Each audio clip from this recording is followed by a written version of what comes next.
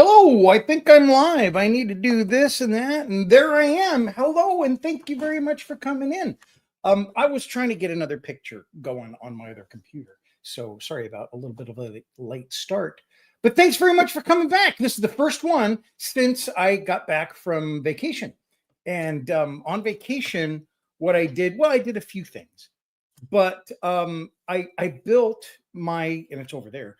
I built my spray booth, and I'm thrilled with it. I'm really happy with it, and it just it's something where I had the little spray booth, and I'll show you pictures of that. I had the little spray booth for years, and it worked.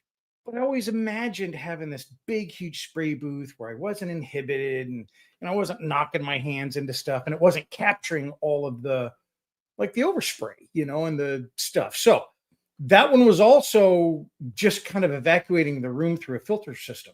It didn't have any evacuation outdoors. So for years now, I don't know, 7 years or something like that. I mean, I still love that little thing. It's perfect for its use, but I really wanted a large one. I really wanted something built in that I could do. And I put some extra stuff in it. So we're going to look at that. Let me say hello to folks. Of course, Paul was here very early. Thank you very much for coming in, Paul. Very cool. Jordy's here. Hello, Will. Appreciate you coming in. It's Jordy Models, but it's Will. So thanks very much for coming in, Will. Homefront Forge, hello. Thanks very much for coming in. I really appreciate it. I think it's Daniel. I've been away for so long. Doug Ziegler, hello, Doug. Thank you very much for coming in. I can't remember if you've been in before, but welcome and thank you very much for making it today. Hello, excuse me, Christian. I almost choked. Hello from the moon. Thank you very much, Christian, and I love it. Hobby Arte is Christian's new website, and he does amazing stuff. So we need to get your link. I think you can post your link, Christian, in there. That would be great so that people can go directly to it. So give that a shot. I think that'd be great. And anybody else, if you've got a channel or if you want to show your things, I love that. Number one, I love showing it here. I'll build it into I keep referencing over there because I've got a screen over there. But I would build it into my presentation and stuff like that I have each week, and I would love to show your stuff. Additionally, I'd love to promote your website. I think we get a fair number of viewers on these, and it'll be wonderful for you to share your stuff because I love looking at other people's stuff. So anyway, let's get back to this. I built my own airbrush booth as well, small and works well. Wonderful, first class. That's killer. That's the thing is I wanted to build it because I had cobbled together, and we're going to talk about all that. I had cobbled together for years these little things and, just for this project or that. And I was able to make not only the spray booth, but now it's going to be it's a curing booth where I can heat it up in there and I can maintain temperature. And so we're going to look at that. And I think it's really easy to do. And I think it would be a lot of other people might be interested in too. So very cool. Doug, I haven't loved it. Thank you very much. Thanks very much, Doug. Welcome back. Excellent. Thank you for the support. You bet, Christian. John is here. Hello, John. Hello. My busy weeks have finally quelled just in time for your live stream. That is so cool, John. And thanks very much for coming on. John is a longtime friend, patron, and I mean, frankly, he helps me like weed through a lot of the stuff about the channel, and he's just got a great knowledge of filmmaking stuff. I think he kind of gives me a place to go when I don't know exactly what I'm doing on something electronically, lighting, all that kind of stuff. So thank you very much, John, for coming in. I really appreciate it. Scott is here.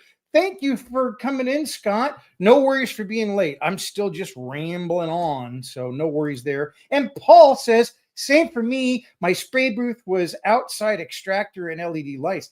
And that was the other thing. Not having it go outside was a big deal.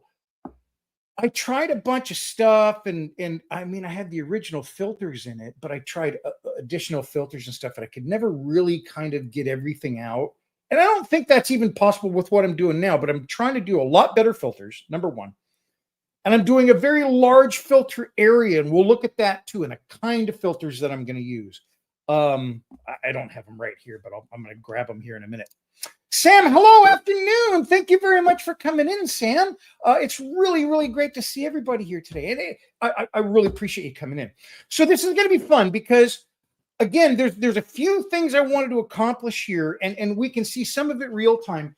Here I've got the air box, and here is the control panel. And so we'll be able to look at those and break that down and how everything's controlled, even the wiring. I am not an electrician. I'm not going to teach you how to wire. I'm going to show you how I wired it. Okay. And I don't know that I would follow my method, but I know that it's safe and it's good. So let's see what I got going on over here. I think I want to do that. Here is the spray booth right in the middle. And I've not like calculated the square cubic feet or whatever's, but it's pretty darn good size. This is my old one. And again, that's what everybody kind of had starting off. And again, I love this thing. The little booth that folds up and it's portable and stuff like that. Perfect. If you're just starting out or I mean, heck, I used it for 7 years. Everything I've built, I've used that, or I go outside or something like that. So it's a great spray booth. There's absolutely nothing wrong with that spray booth. But as I got going, I wanted to do bigger stuff, and I wanted to be able to change the filters out a heck of a lot easier. And I wanted the filters to be readily available. That's the other big choice that I had. I didn't want the little kind of a custom filter that these things require. You can get them. It's fine, but they are a little bit more expensive than the ones that they make for your home that are just in every hardware store. So, and available online. So that was the other criteria that I set for myself here. So we're going to talk about those things. That's the old one, of course, has worked wonderfully, but you see I've cobbled a little light over the top. I think most people do that, to try to get it to work. You can't really see them, but there's these little pins up in the corners that allowed it to not collapse because sometimes it would fall apart. It fit on the desk okay, not bad, but that opening, that front opening, if you're spraying into that thing and maybe you're overwhelming the fan with, you've got higher pressure, just like a lot of paint or something like that, it would tend to just kind of come back. Even if the fan's going, it would just roll that stuff back. I wanted some way to kind of trap it in there. So that's also part of the design of this thing, is to somehow trap that a little bit. So I just started with, this is some sapele that I had. And I went with a frame and panel design, which means I just took all of these and basically think of a picture frame. And you can see up on top there, I laid them all out and I made 4 picture frames. Then I made these big panels. I glued those together. Did a little bit of hand planing to flatten. I did a lot of hand planing to flatten those out. I even have a fun little vid. Watch this. So when you get like this, now this is great because it's on. So you could do this very easily. If this were a hardwood, it would be really difficult. This is also something that, I've got like a back that is problematic. And I think a lot of older folks do. When I do that kind of stuff, it's better for my back. You know what I mean? The movement, the kind of doing whatever, I find getting up and doing some woodworking is great. And if you're having issues of stiffness or something like that, maybe something like that. I don't know. I used to exercise, when I was younger all the time, but I got older. I just, I don't know, walk and all that kind of stuff. And I do yard work and stuff like that. But when I did a lot more woodworking prior to going into more dioramas earlier, that's the kind of stuff I would do. And there was a lot of physical labor there. My killer is standing. I can do the upper body and all that kind of stuff. It's standing. and lifting stuff with my arms out, that just kills my back. And the standing is my knees and stuff like that. But it was great to be able to do some of that because I really enjoy that. And so if you're getting a little older and you're thinking about maybe is there anything I could do indoors, maybe a little bit of woodworking. There is a lot of kind of aerobic stuff to it. It was just great on this vacation to be able to get back and do some of that. And because I haven't done it and for so long that yeah, it's just great stuff. So anyway, it was really fun. I just want to say hi. Mark Doremus is here. Hello, Mark. It's great to see you. Thanks very much for coming in. Martin is here. Hello. Cheers from Holland. Hello, everybody.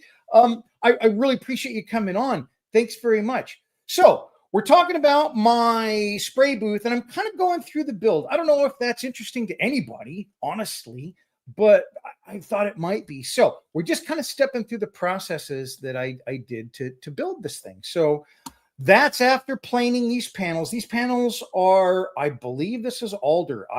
This is some wood that I got last year, and I want to say it's alder. I marked out the top and the bottom, and then I did the sides. There's 3 sides, and then one side won't have anything. I then took those, cut them to size, and then ran them on my router to go ahead and get me a nice little profile on this.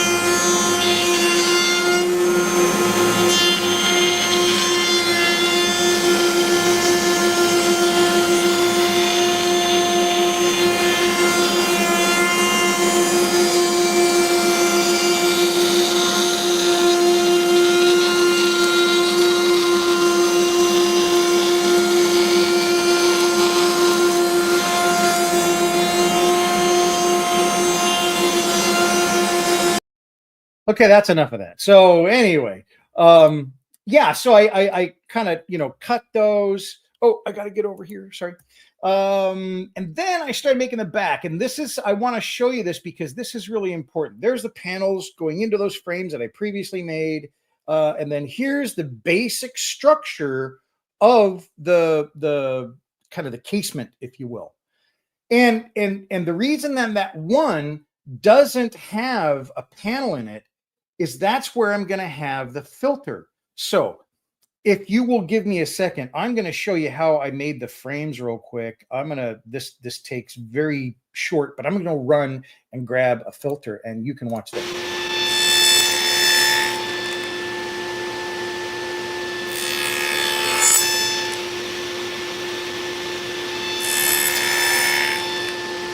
So this is all that kind of woodworking stuff that I used to do, and this is a dado bit, and you can use it to cut tenons, and I'm going to skip a little bit ahead. So here's the other side, and what it does is it gives you a real nice tenon to be able to fit into the other styles that you're doing, and that'll, make up a little frame. And like I said, it's the easiest thing to do is just think of it as a picture frame.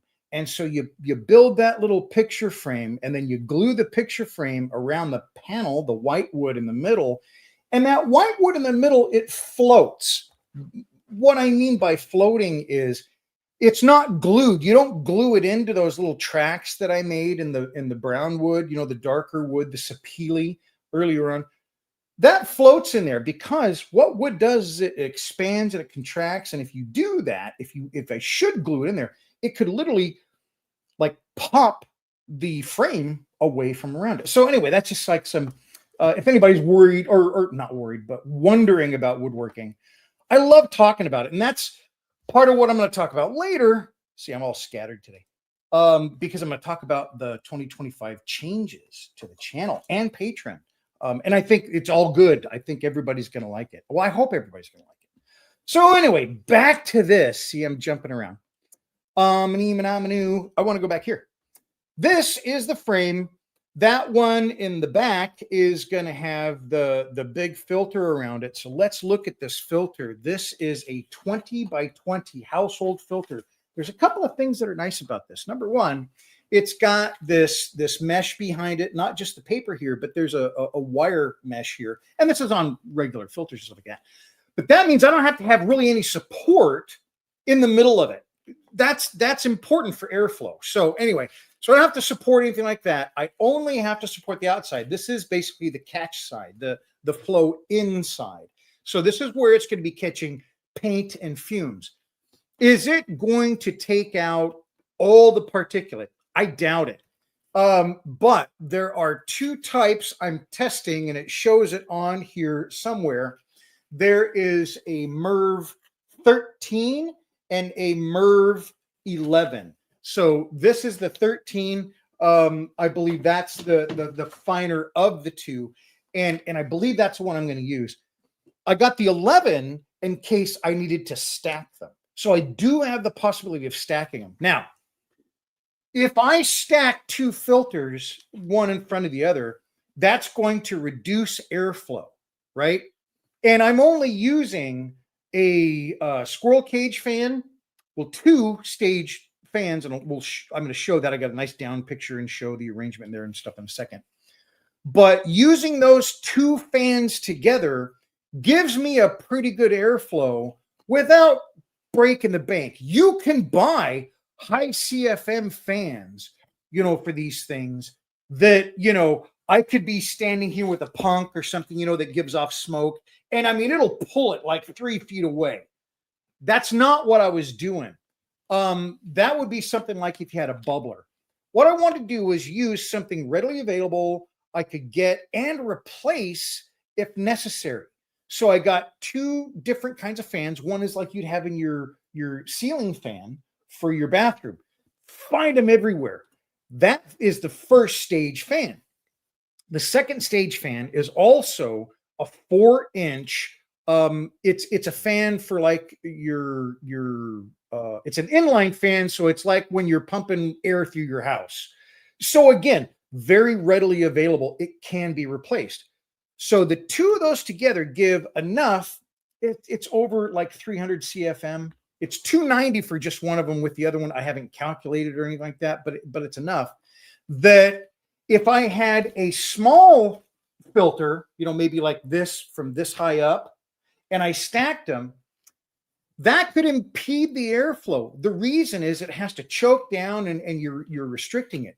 By having a much larger area to be able to get that airflow, that removes the size restriction of the airflow. Okay. So that's why I went with a big filter. Readily available. I can get different ones, can possibly stack them. The large size means I'm not going to impede the airflow for maybe even a lower fan. Okay. So that's why the size that I went for.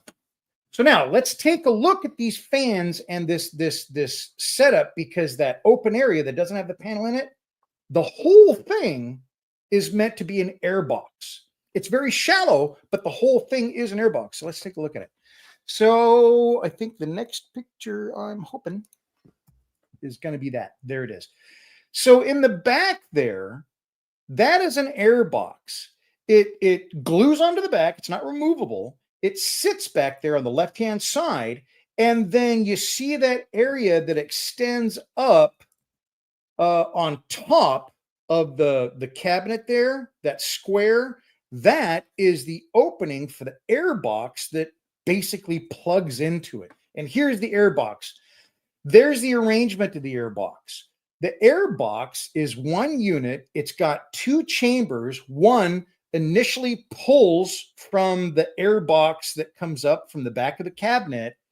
It dumps into the secondary chamber where the other one, and it's sealed off, and then the other one then takes and evacuates it out the house or out the back. Here's the squirrel cage fan. Again, very readily available. I can replace this thing because inside there, and here's the inline. Again, very replaceable. It just slips in there. There's the air box on the back. See how it kind of comes up. Again, it's not very deep. It doesn't have to be. It's actually a greater volume than the 4-inch pipe that it needs to evacuate from. So there's enough room there. Here's looking from the top down. On the left-hand side is the squirrel cage fan. In the and then it goes to the right. You see that open chamber? Well, it's closed, and then it goes to the evacuation fan.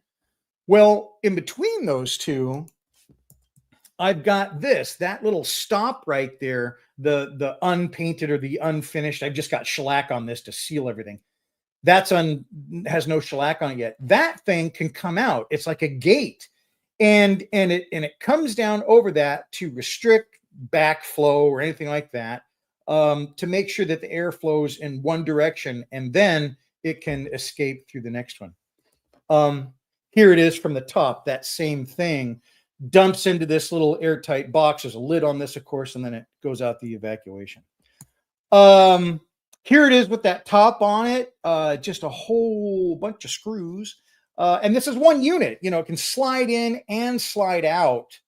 And now let's look at the control box. Okay, so does that make sense? I hope it does. Here's that air box. Now it's wired. I can't like bring it over here. But here's that air box, and here's the top. It's all made out of 1/4-inch MDF.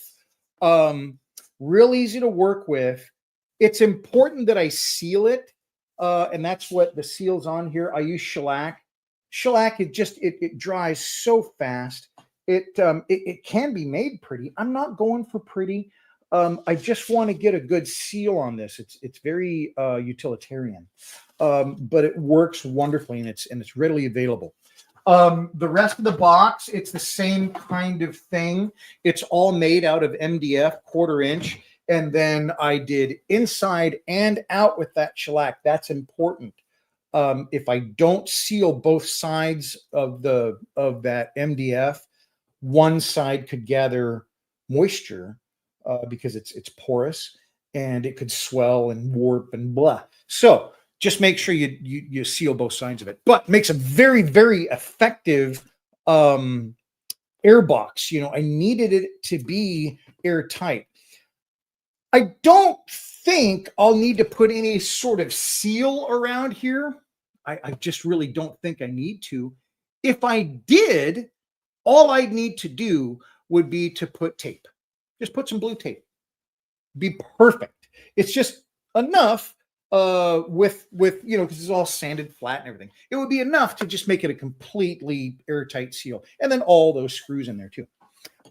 So that is moving the air from inside the cabinet out the house. I've got one of those dryer vents that goes through your wall. I got to punch a wall through a hole. I got to punch a hole through a wall right here in the corner, because that's where this whole thing's going to be. It'll fit in that space now, and I just need to get it all lined up to figure out where I'm going to punch through.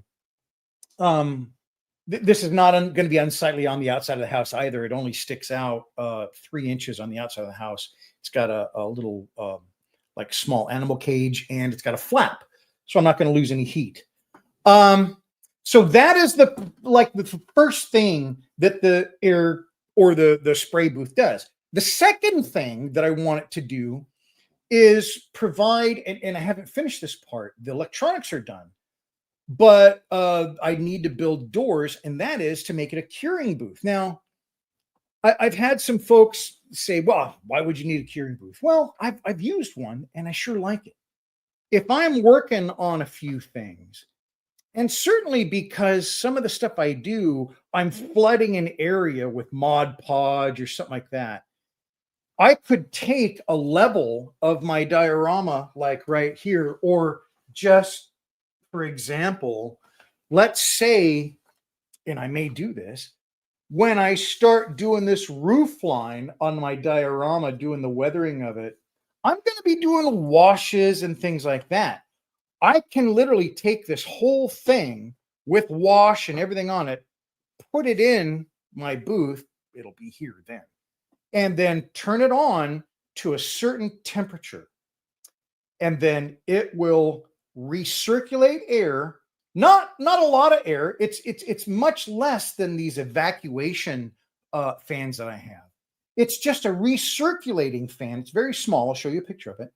Well, it's back here. But anyway, that'll recirculate air, and it uses a light bulb for heat. Because it's recirculating the air and it's not enough pressure to open the flap to evacuate air, what it'll do is it'll just keep the constant temperature in there. And this, which is what we're going to look at here in a second, regulates that temperature. So I can just set it and kind of forget it. It doesn't have a timer on it. At least I don't think so. But it will turn on and off that light to make sure that it maintains that temperature. Works great. So anyway, that's one of the other things that I really wanted to, I just need to set this down. That's one of the other things that I really wanted to accomplish with this spray booth is have the curing booth part of it. And I always had that idea, but I even forgot I had the fan until I was looking for stuff here last week, and I'm going, holy cow, here's that fan that I bought for that. Well, I got to throw that in. So let's look at this electrical panel, this control panel. It's right here. Let's look at this and see what it does. So I got to do that. So along the bottom, I've got 4 separate switches. The one on the upper left, and this is for John Robeck. He and I both love these kinds of switches. It's like that throw switch with has the cover over it. You know, you slap the top down and it shuts it off. It's all high speed looking. I love those. So that is a master switch that literally turns on and off the entire deal. Everything can be running. I can hit that. Everything is off, to include that little digital readout. So I do have a master switch for it. Thank you, John. I thought you would appreciate that, sir. I love those. And I mean, you know, this is a new one, but I had an old one, like from back in the day, I don't know, the 50s, whatever. And it's really cool because it's, what do they call that one type of plastic? Something light or something like that. But anyway, it's like that really hardened kind of old, cool plastic that they used back then, instead of like this really soft kind of plastic. That's the kind of cover I have on another switch. I don't know. I like old switches. I don't know. They're really cool. So anyway, this does the master switch. Bakelite. That's exactly it, John. Thank you so much. Bakelite. I love Bakelite. It's really, really cool. So the 2 switches on the right-hand side, 1 and 2, those are those evacuation switches. Those are to get the air out of the booth. So that's primarily what it would be used for when I'm spraying and stuff like that. That'll move air out. The other ones here, I guess second from the left, that one is going to be for the recirculating fan. So I'm going to see if I can find the picture of their circulating fan. I think that I have that coming up. No, see, there you go. It's the next slide. This is a very small recirculating fan. I think it's 3 inches, and it's real quiet. It's really nice, and it'll be mounted inside the cabinet, and it'll be inside there so that it's just moving the air around. Again, not enough pressure to evacuate any air. Plus, it's not even going to be pulling it. You know, it's just meant to recirculate. Then the other thing, and we'll go back here now if I can find it. Right here.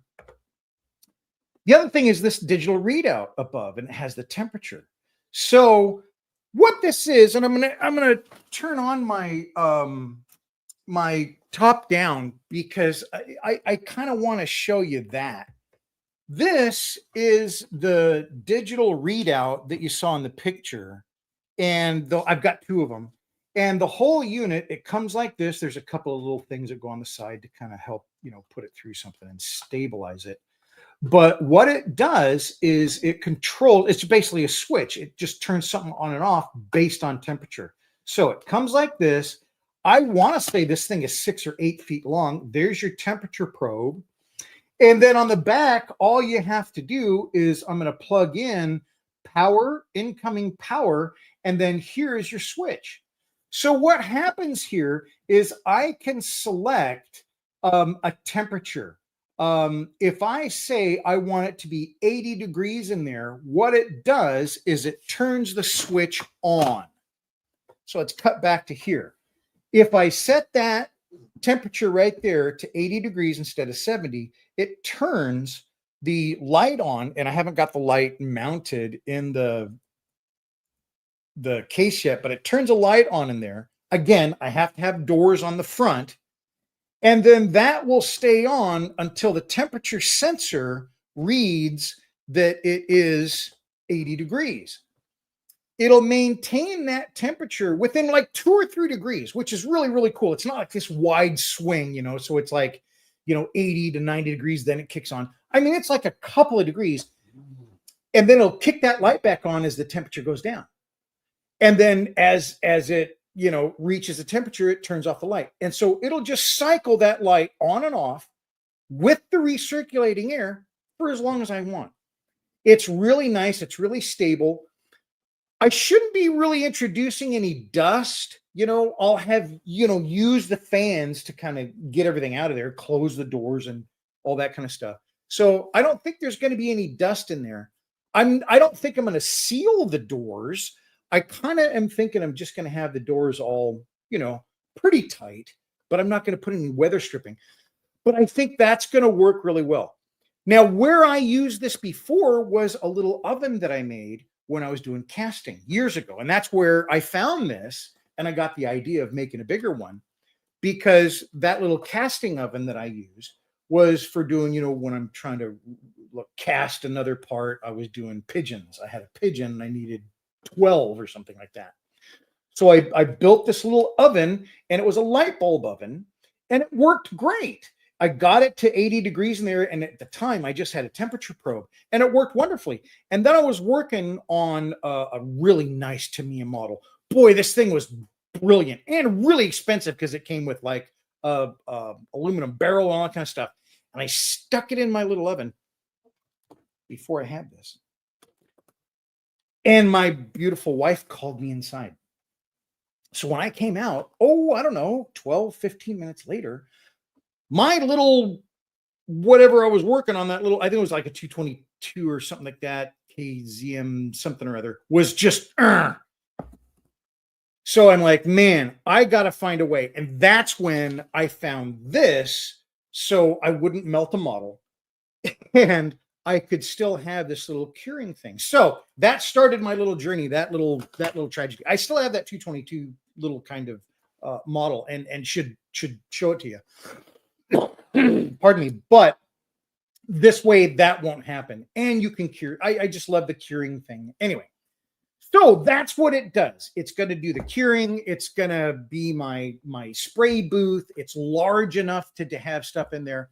I may devise a little rack, because some of those curing things have racks in them, so you can have like multiple things in there as you're working on stuff, maybe hand painting or whatever. I think that's just fun.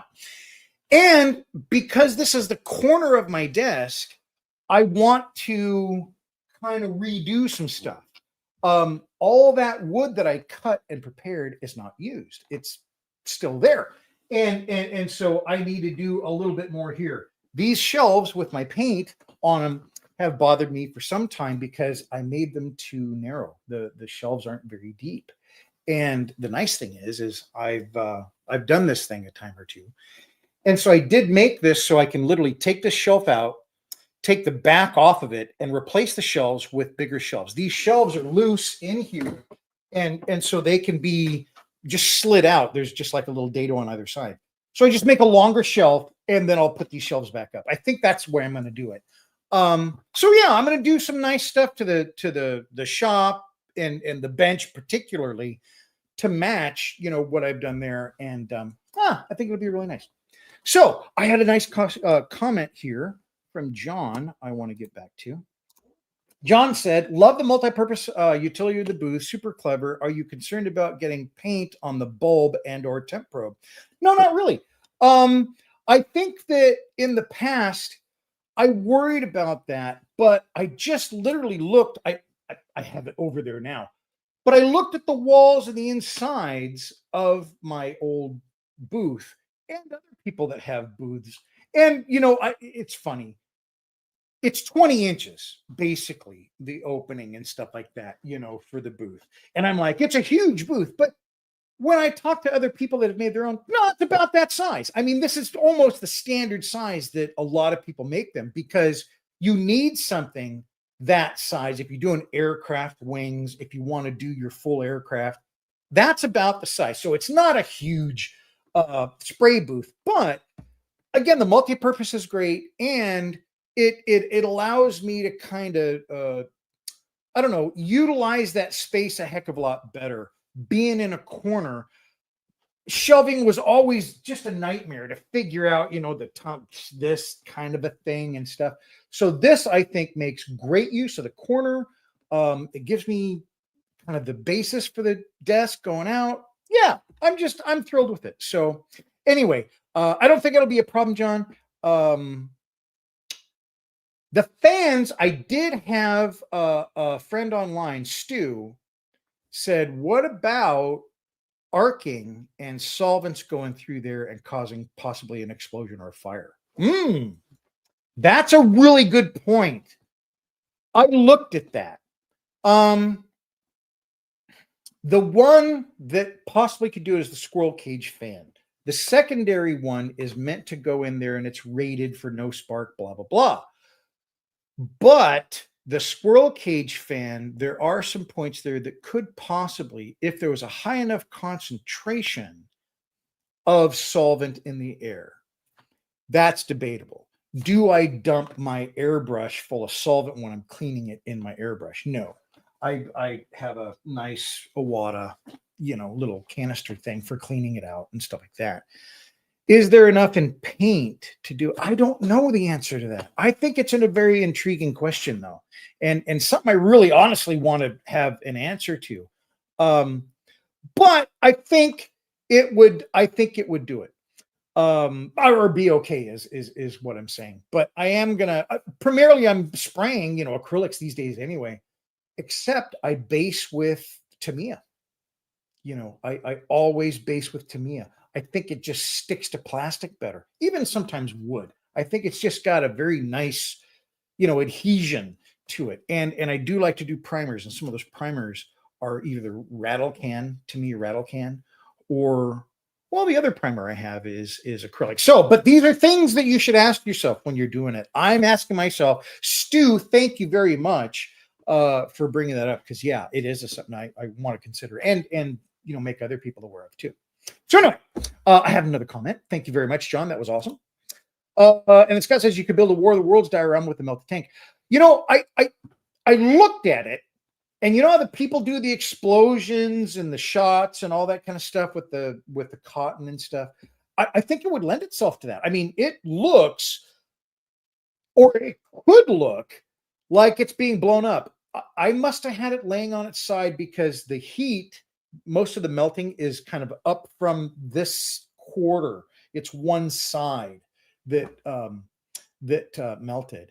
So it would, like, it's a World War II vehicle, but like almost like it ran over a mine or something like that. So that's why I didn't get rid of it, though I may have scavenged some things off of it.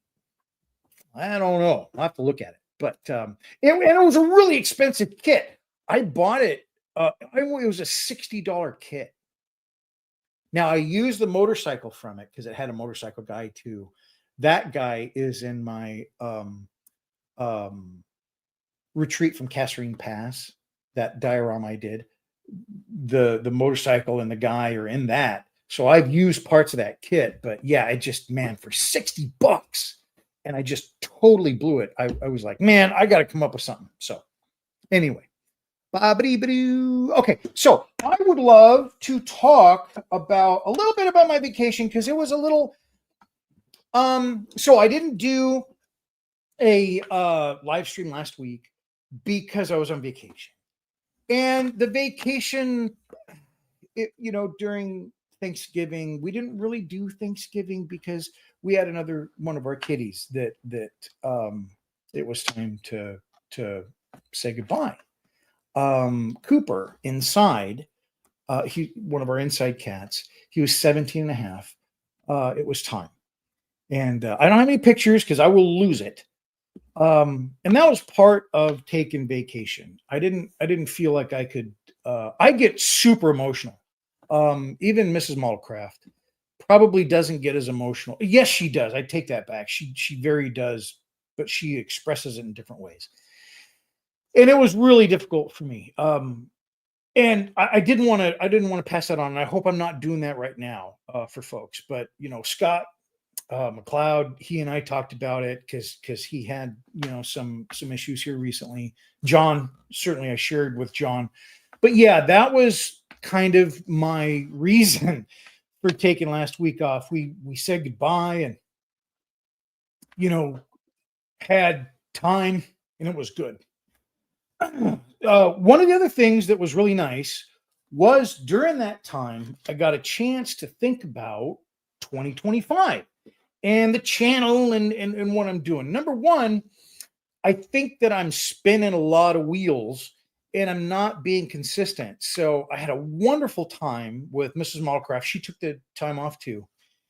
And she is amazing at scheduling. That's part of what she does professionally. She works at a university and that's part of what she does. And so I came up with a schedule that I did last week that was brilliant. And this week, I did it this week too. Absolutely brilliant. Because what I've been doing for quite some time is I would start in the morning and do editing for a long form video. And that's a big change about 2025. More and consistent long form videos. And the reason was I had a problem with editing. It takes a long time. I'm editing for my last diorama project and things like that. And that was a heck of a deal. And I'm not done. But I didn't have really a schedule. So I put into place a lot of stuff in the last couple of weeks. Number one, that schedule allows for an entire day of build, 2 entire full days of building during the week where I never had that. I would basically start building at about 5 or 6 o'clock at night, sometimes 7 o'clock at night, and build until midnight. And that was all. That was 7 days a week. And that was all to get progress done, certainly on my project, but to get a morning short out to everybody. Because I really enjoy those shorts, and I get a lot of contact and a lot of friends online that we talk back and forth. So that was untenable because it was not the project wasn't moving. It was not moving at the pace it really needed to. My D&D diorama here should be done, and it's darn close, but there's a lot of little things. So anyway, having that long concentrated day, I've got 2 of those scheduled per week now. It's brilliant. The other thing is my editing. The editing I would do after I would do computer work and stuff like that. So I typically start editing at 2 o'clock in the afternoon and go till like dinner, 5:30ish. It didn't work out well because you got to get into a mode. You got to, editing, you're creating when you're editing. When you're an editor, you're creating a vision and you're trying to take, media and put it together and tell a story. I wasn't doing a good job of that. And I really wanted to change that. So I did a bunch of stuff there. I'm using an outline now, and my last couple of days of editing this week were brilliant because of this outline. Basically, I'm editing on paper in my mind, and then I'm putting out it in visual in my edit. I think you're going to like my videos a lot better, and they're going to be consistent. So every 2 weeks basically is my edit, the 15th and the 1st of the month. Okay, so those are my edits or my long form videos. I'm going to take a weekend. I've not done that for 4 years. I'm here and there, and I've done it, but I haven't done that. I've been working 7 days a week since November of 2020. And so I'm going to start taking weekends. It doesn't mean I'm not going to be working because I've still got things scheduled for weekends, which are fine. I love doing those things, but I'm going to make sure that they're solid so everybody knows them. So here we go. Shorts, my progress shorts are just going to be during the week, Monday through Friday. I'm not going to do a short on a Saturday or a Sunday, but my long form videos will come out on Saturdays. every 2 weeks. There'll be a Saturday in there. There's no post whatsoever.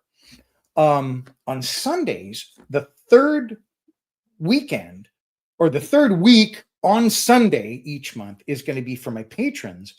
That is a group build. So that's open to all my patrons, and it's a group build, and it's every month, and it's a third Sunday. That's going to, and it's 3 hours. It's going to be from 3 until 3. It's going to be from 10 until 1 p.m. Pacific time. And that also is changing. It's not just going to be, hey, come on in. I'm going to a demo each month. There will be a specific demonstration that will be done at the beginning of that. There'll be Q&A, there'll be interaction. We're doing stuff together. We're talking about open subjects, whatever. But the beginning of each of those will include a demo where I'm showing you a technique or something that I've done or what people have looked for. Manu. Okay, here's a biggie. I have 3 tiers in my Patreon: $1, $3, and $10. $10 is like John and Evan, where they have all these things. The $1 is just kind of for access. The $3 is supposed to be for video. So the $1 was supposed to be like for just pictures, and then $3 gets you videos and pre-releases and all that kind of stuff. And then, the personal time and our Friday nights, our 2-hour Friday nights stuff, that was the $10. I'm going to go to 1 tier. And I think it's really important. I'm not going to do it until January. So I'm giving everybody time, so but I'm going to go to 1 tier. This will be announced on Patreon later today. And it's going to be $3 for everybody, for everything. So you will have access to everything. So John, you're not losing anything, sir. We're still going to do our Friday nights. We're still going to do it, but it's open. It is $3 for everything. And I hope that's okay, John. I think John, I keep referencing John because he's one of my longest. There's 2 people that are my longest people that have been there, and John is one of them. And it's John and Evan. And so that's why I'm there. Is that okay, John? It's just one of these things where it's really kind of hard to decide. I haven't been putting up enough stuff on Patreon, and John had a great comment months ago, but he says, well, why would people upgrade? It was a great point. It was a great question. I'm a little slow sometimes. It takes me a while. But it is, making sure I have the content that you want to see. So that's part of the once a month for the 3-hour group build on Sundays. There's always going to be a demo, and we can vote on it, and you can say, I want this and that and all that, and we can stack them up. I'm also scheduling much further out. I am really going to be doing a lot more of that, so that you know what's coming up, what videos coming up, what even shorts. So that's the other thing. On those 2 days that I'm doing my short or my production day during the week, which is Tuesdays and Thursdays, or Mondays and I don't know. But anyway, it's Tuesdays and Thursdays, I think is it. Those 2 work days, that's when I'm going to shoot all of my shorts. So it's not going to be the day before anymore. Those shorts are going to be from the week prior, but they're going to be the same consistency of the type of information that's going to be passed. So I don't want to lose that because I love that, and it's very fun. And I'm also going to do 1 week per month on the live stream is going to be a Q&A, where the Q&A, and this will be set, for a specific week, probably the 3rd week. I think that's a nice one to set things.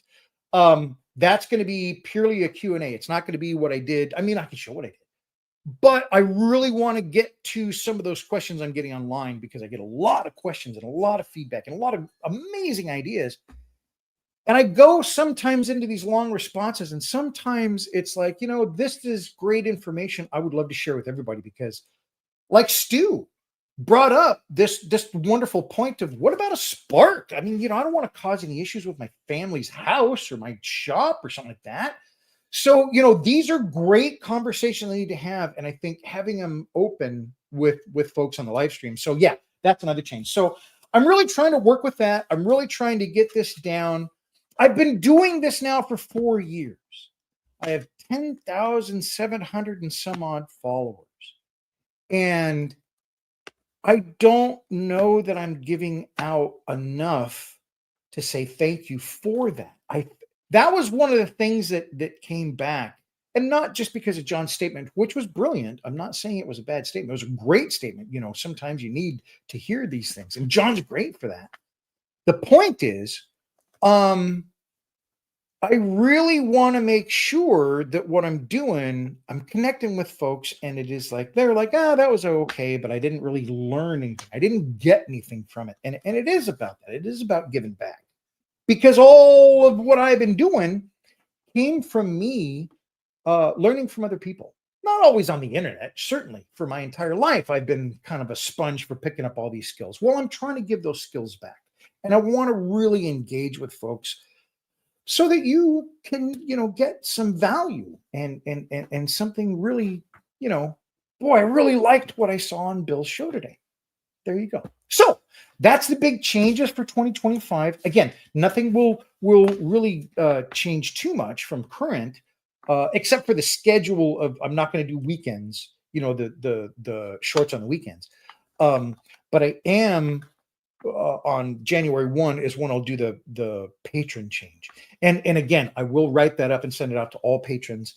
I think it's going to affect some folks, and I'm very sorry. And gosh, but I can't do the whole 3. It was really a mishmash of trying to put up content that was meaningful, and then also to, I don't know, keep it so that you were able to see something new, because there's a lot of stuff in there, and it's easier today.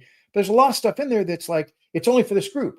Well, there's hundreds of posts on there, and I can't hardly tell which ones are set for which group anymore, or make those changes. I mean, again, there is a way to do it, and it is easier than it used to be, but man, it ain't easy. So that became like one of these big time sucks, is you're trying to get folks to, be able to see stuff, and I couldn't. So anyway, digital products, I'm going to be having some digital products come up too, which is going to be kind of fun, free and some charged, but digital stuff that you can download, which will be really fun to go along with my videos. That's a big deal. I've been trying to, read up and learn and make a better channel and all that kind of good stuff. And yeah, that's a big one, is giving you something to say, hey, what's that paint? Well, there it is. So I'll give you a PDF of the paint. So anyway, that's the kind of the big changes. And that's what's going on. I would love to say thank you very much to all my patrons.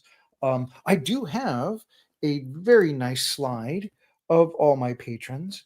And I would love to say thank you, and to my YouTube members. I am trying to update the YouTube members too. There will be some videos that I will eventually put up and are going to be for members only, because there's a weird thing on YouTube where whatever I have up on the channel kind of helps to define my channel. And I used to have a lot of woodworking, so it skews some of YouTube's understanding of the channel and trying to get stuff to people.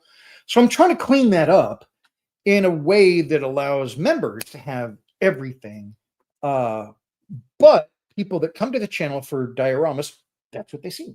So that's part of the stuff I'm doing. Been doing a lot of thinking, been doing a lot of trying to make stuff better. And just as much as like building, I'm also trying to build a system that is going to really make it a lot better for you, for the channel, for growth and all that kind of jazz. So thanks very much. And thanks very much, Will. I appreciate that. Hey, Link is here. Just got out of work and put you right on. Have a great weekend. Thank you so much, Link. It's not Wink. I was thinking of Will and saying goodbye to, or saying thanks to Link. But thank you very much, Will. I appreciate it. Yeah, I really wanted to make updates. I think in November, I think I said this last live stream. In November, I start thinking about the next year. And Christian will know this. We're talking, about this kind of stuff too. And John, thinking about planning for next year, trying to get stuff implemented. So it's not like, you get to January and it's like, okay, so now what I'm going to do for this year. I don't like that kind of planning. I like to plan now and then implement in December and launch in January. So that's really what I'm going to be doing. So thank you very much. YouTube changed the interface. Can you see your inspirations anymore? Yeah, I can. And so I can see that stuff. And that's one of the things I'm taking in there, Mark, is the inspirations thing where you're looking up in your content and you're trying to find new stuff to post. I can go in there and see what people are searching for in my niche and all that kind of stuff. And I've not really put a lot of weight to that in the past, and I really should. So that's one of the things I am looking at. Thanks very much, Mark. I appreciate that. Always great to reevaluate and try new stuff. Yeah, I really think it's a great idea.